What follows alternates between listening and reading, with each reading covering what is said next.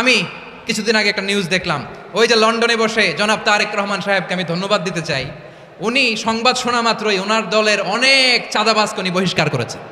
কোনো ব্যক্তির কারণে, কোনো নেতার কারণে, কোনো কর্মীর কারণে যদি মানুষের আস্থা নষ্ট হয়, তাকে আমরা ওন করতে পারবো না। বিকজ আমরা বহু ঝড় ঝঞ্ঝার ভিতর দিয়ে আজ এখানে এসে দাঁড়িয়েছি, বহু অত্যাচার নির্যাতনের ভেতর দিয়ে এখানে এসে দাঁড়িয়েছি আজকে আমরা। কাজেই আমাদের পক্ষে আর সম্ভব না যে কেউ নিজের বিষয়, নিজের স্বার্থ নিয়ে এমন কিছু করবে যেটা দলের স্বার্থকে আঘাত করবে, ক্ষতিগ্রস্ত করবে। তাকে আমাদের পক্ষে টানা সম্ভব না। আই ডু অ্যাপ্রিসিয়েট প্রতিটি দলের এরকম ইনিশিয়েটিভ নেওয়ার দরকার আছে না নাই? যে কোনো দলে এই প্র্যাকটিসটা থাকার দরকার আছে না নাই? চাঁদাবাজদের সাথে আপনারা নিজেদেরকে মুক্ত ঘোষণা করবেন যে এরা আমার দলের কর্মী হতে পারে না। টেন্ডারবাজি, চাঁদাবাজি, দুর্নীতি, অপরাধ, দখলদারিত্ব, মজুদদারি, এগুলো সব কিছু একসাথে প্রতিরোধ করতে হবে, ঠিক কিনা বলেন? একটা মানবিক সমাজ যদি চাই, প্রতিরোধ করতে হবে। প্রিয় ভাইয়েরা, আল্লাহর শপথ নিয়ে বলি, এই নাসিহাতগুলো সবার জন্য, সব দলের জন্য, সব মতের মানুষের জন্য। আমরা কোনো দলের প্রতি মানুষকে ডাকি না, আমরা ডাকি ইসলামের দিকে। সব দলের, সব মতের, সব মানুষদেরকে আমরা আহ্বান জানাই, আসুন আমরা একটা সুন্দর সমাজ বিনির্মাণ করি। এই যে নতুন বাংলাদেশের এক সুযোগ এসেছে, আর জীবনে হয়তো আসবে না, সামনের 100 বছরে এই সময় আসবে না। আসুন দেশটাকে আমরা সাজাই, আসুন আমরা দুর্নীতি বন্ধ করি, আসুন আমরা চাঁদাবাজি বন্ধ করি, আসুন আমরা দখলদারিত্ব বন্ধ করি, আসুন আমরা এক দল আরেক দলকে নিশ্চিহ্ন করার যে রাজনীতি, এটা বন্ধ করি। সব দলের প্রতি আমার আহ্বান, আমরা চাঁদাবাজ মুক্ত বাংলাদেশ চাই, জুলুম মুক্ত বাংলাদেশ চাই, ফ্যাসিজম মুক্ত বাংলাদেশ চাই, গুণ খুন খারাপি মুক্ত বাংলাদেশ চাই। আমরা নতুন ভোরের বাংলাদেশ চাই। ওই বাংলাদেশ পাওয়ার জন্য মুনকার প্রতিরোধে, অন্যায় প্রতিরোধে যদি বাঘের বাচ্চার মতো, আবু সাঈদের মতো 2 হাত উঁচু করে, বুককে টান টান করে প্রসারিত করে দাঁড়াতে হয়, রাজি আছো মুসলমান? কারা কারা রাজি? আল্লাহকে হাত দেখিয়ে প্রতিজ্ঞা করো।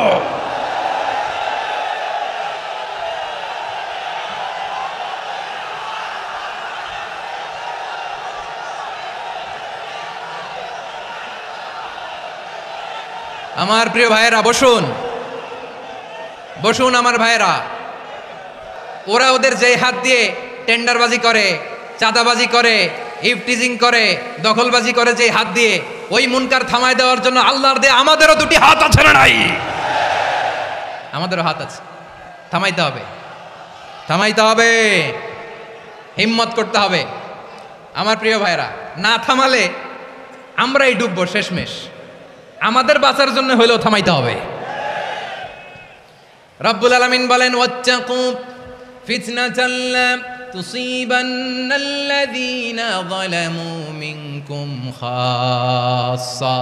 ও আমার গোলামেরা, ওই আযাবকে ভয় করো যে আযাব যখন আমি জমিনের বুকে পাঠাই, শুধু জালেমদেরকেই মারি না, আলেমদেরকেও মারি। আযাব যখন আসে তখন শুধু জালিমই মরে না, আলেমও মরে। জানেন, মুসা আলাইহিস সালামের পায়ে একবার একটা লাল পোকা কামড় দিয়েছে, লাল পিঁপড়া। লাল পিঁপড়া কামড় দিলে খুব আরাম লাগে না? কি লাগে? হ্যাঁ, জলে না? লাল একটা পিঁপড়া কামড় দিছে, তো উনি রেগে মেগে পাশি দেখে লাল পিঁপড়ার বাসা, পা দিয়ে ডলে মুছে সবগুলো পিঁপড়া মেরে ফেলছে। এই ঘটনাটা আল্লাহ ঘটিয়েছেন, এজন্য মুসা আলাইহিস সালাম ছিলেন কালিমুল্লাহ, সরাসরি আল্লাহর সাথে কথা বলতেন। তিনি আল্লাহকে জিজ্ঞেস করেছিলেন, আল্লাহ তুমি যখন কোনো জনপদে আযাব পাঠাও, শাস্তি দাও, ওখানকার শুধু জালেমরাই তো মরে না, ভালো মানুষগুলাও মরে, তো আযাব দিবা মুশরিকদের উপর দিবা, অবাধ্যদের উপর দিবা, ভালো মানুষগুলারে মারো কেন? আল্লাহ বললেন, মুসা তোমার যে কামড় দিছিল পায়ের মধ্যে পিঁপড়া, কয়টা পিঁপড়া? জোরে বলেন। একটা পিঁপড়া, তো সবগুলারে মারলা কেন? রেগে মেগে পুরো পিঁপড়ার বাসা ভেঙে মেসাকার করলা কেন? এই মুসা, আমি যখন অ্যাকশনে যাই, আমি যখন শাস্তি দেই, তখন এত বাস বিচার করা হয় না, বাস বিচার করা যায় না। যখন অ্যাকশনে যাওয়া হয়, ওইটা ডাইরেক্ট অ্যাকশন হয়ে যায়। চিল্লায় বলো ঠিক কিনা? এজন্য আমাদের বাঁচার জন্য হলেও এই পাপ থামাতে হবে, এই শয়তানের অট্টহাসি থামাতে হবে, অন্যায় অপরাধ সমাজ থেকে আমাদের থামাতে হবে। কারণ আযাব আসলে ওরাও মরবে, আমরাও মরবো। একটা জাহাজ 2 তলা, আপনি আছেন 2য় তলায়, শুনতেছেন? শুনতেছেন? জাহাজ কয় তলা? আপনি কোন তলায়? 2য় তলায়। নিচের তলার কিছু লোক জাহাজের তলা ছিদ্র করতে আরম্ভ করছে। কি ছিদ্র করতেছে? আচ্ছা, জাহাজের তলা ছিদ্র করলে তলা দিয়ে কি ঢুকে? এখন আপনি যদি বলেন আমার কি, আমি তো 2 তলায়, আমার কি, আমি তো সেফ, আমি ইন দ্য সেফ জোন, আমি তো ভালো আছি, আমি তো ভালো আছি, ওরা ছিদ্র করে ওরা মরবে। আসলে কি শুধু ওরা মরবে, নাকি তলা ফুটো হলে ভিতরে পানি ঢুকলে আপনারও সলিল সমাধি হবে? তলা দিয়ে যখন পানি ঢুকবে, জাহাজ ঢুকলে আপনিও মরবেন। এজন্য নিজে মরার আগে ওই পাগলগুলোর নিচতলায় যে থামাতে হবে, চিল্লায় বলেন ঠিক কিনা? এজন্য আল্লাহ বললেন মুনকার প্রতিরোধের দায়িত্ব সমাজের টপ টু বটম সবার, পুরো আম্মার দায়িত্ব, সরকার প্রধানের দায়িত্ব, প্রতিটি ফ্যামিলির প্রধান বাবার দায়িত্ব, বিশ্বনবী বললেন প্রতিটি সচেতন মুসলিমের দায়িত্ব। এজন্য মুনকার প্রতিরোধ করার দরকার আছে না নাই? সমাজে এই যে ইফটিজিং হয়, আপনার বোনের বয়সী একটা মেয়েকে কিছু বকাটে টিটকারি করে, এই বলে সেই বলে, নোংরা কথা বলে, রাস্তায় দেখেও আপনি পাশ দিয়ে না দেখার মতো চলে যান কেন? আপনি দাঁড়ান না কেন? আপনি দাঁড়ালেই তো থেমে যাবে, কারণ সত্যের যে শক্তি তার সামনে মিথ্যা মুখ থুবড়ে পড়ে। আপনার সামনে ও কিছুই না, নাথিং। আপনি দাঁড়ান, ওকে প্রশ্ন করেন যে আমার বোনকে তুমি ডিস্টার্ব করো কেন? আপনাকে দেখে আরো 5 জন দাঁড়াবে, 5 জনকে দেখে আরো 10 জন দাঁড়াবে। আমাদের নীরবতা আর আমাদের নিশ্চুপ থাকাই জালিমদেরকে আরো শক্তিশালী জালিম বানিয়েছে। এজন্য মুনকার প্রতিরোধের দায়িত্ব আমাদের সবার। রাব্বুল আলামিন বলেন ওয়ায়ানহা আনিল ফাহশাই ওয়াল মুনকারি ওয়াল বাগি ইয়াইদুকুম লাআল্লাকুম তাযাক্কারুন। বসুন। আল্লাহ বললেন আমি অশ্লীলতাকে নিষেধ করি, আমি সব ধরনের মন্দ কাজকে নিষিদ্ধ করি, সব শেষে আমি সীমা লঙ্ঘনকে তোমাদের জন্য নিষিদ্ধ করি। আলোচনা মনে আছে তো, না ভুলে গেছেন? নিষিদ্ধ করেছেন কয়টা জিনিস? 1 নম্বরে অশ্লীলতা, 2 নম্বরে মুনকার তথা সব মন্দ কাজ, 3 নম্বরে আল বাগি সীমা লঙ্ঘন, ক্রসিং দ্য লিমিট। সীমা লঙ্ঘন করা ভালো না। We all should know our limits. চিল্লায় বলেন ঠিক কিনা? একই আয়াত আল্লাহ বললেন কুল ইন্নামা হাররামা রাব্বিয়াল ফাওয়াহিশা মা যাহারা মিনহা ওয়া মা বাতানা ওয়াল ইসমা ওয়াল বাগিয়া বিগাইরিল হক। অন্যায়ভাবে যে অবাধ্য হয়, যে সীমা লঙ্ঘন করে, তাদেরকেও আমি এটা হারাম করে দিলাম। সীমা লঙ্ঘন করা হারাম, সীমা লঙ্ঘন করা হারাম। আল্লাহ বারবার বারবার আমাদেরকে ওয়ার্নিং দেয়। যখন আমরা থামি না তখন আল্লাহ ধরে, আর যখন ধরে তখন ছাড়ে না। ধরে ধরে ধরে না, ধরলে আল্লাহ।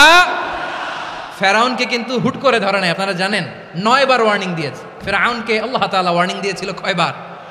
বীর চট্টলার বীর সেনানীরা আওয়াজ করে বলেন ফেরাউনকে ধরার আগে ওয়ার্নিং দেওয়া হয়েছিল কয়টা?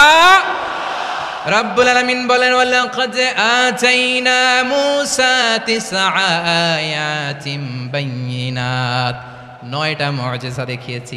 1 2 3 বারবার এইভাবে রিমাইন্ডার, ওইভাবে রিমাইন্ডার, এইভাবে নসিহাত, ওইভাবে দাওয়া। ফাকুলা লাহু কাওলান লাইয়িনা, নরম করে বলো, সফট করে বলো, যত ওয়ে হতে পারে দাওয়া মেথডোলজির। মূসা আলাইহিস সালামের সব অ্যাপ্লাই শেষ, 10ম বারে যে আল্লাহ ধরছে।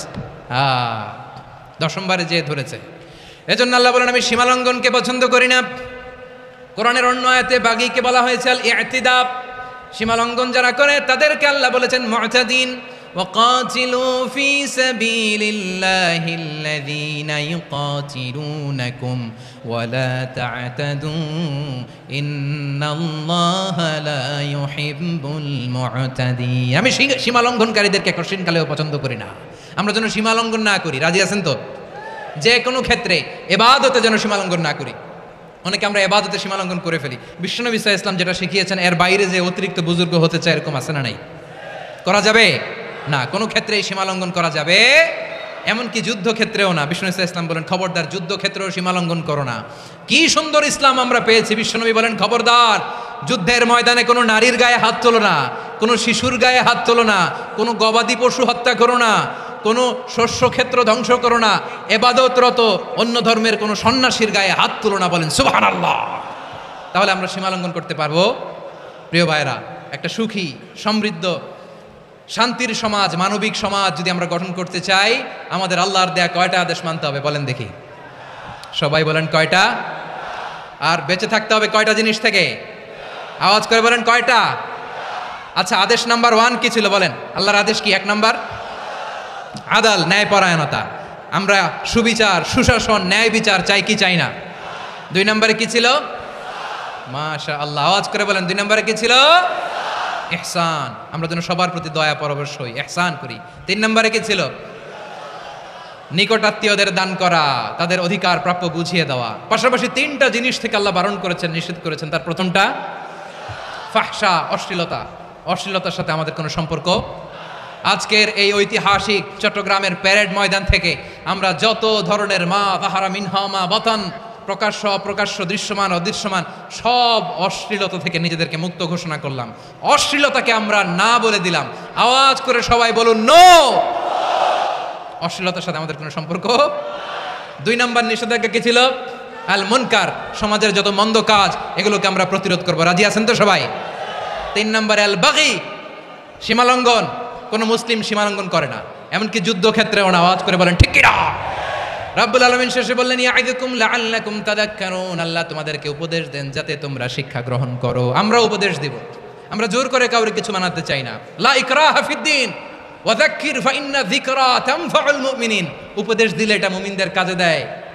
লাস্তা আলাইহিম বিমুসাইতির ইন্নামা আনতা মুযাক্কির। নবী হে, আপনি রিমাইন্ডার দাতা, আপনি উপদেশ দিবেন। আমরাও বিশ্বনবীর এই হাদিসগুলো থেকে, কোরআনের আয়াত থেকে রিমাইন্ডার, এই কথামালা, বাণী বাহক হিসেবে এই বাণীগুলো আপনাদের সাথে কাছে পৌঁছে দিলাম। আমরা আল্লাহ তাআলার কাছে প্রার্থনা করি, আল্লাহ আমরা যেন আদল দিয়ে আমাদের সমাজকে গঠন করতে পারি। আল্লাহ আমরা যেন ইহসান করতে পারি, আমরা যেন নিকটাত্মীয়দের দান করতে পারি। আল্লাহ যত ধরনের অশ্লীলতা, অনাচার, মন্দ কাজ, সীমালঙ্ঘন, অবাধ্যতা থেকে যেন আমরা বেঁচে থাকতে পারি। আল্লাহ তাআলা আমাদের সবাইকে কথাগুলো বোঝার ও আমল করার তৌফিক দান করুক।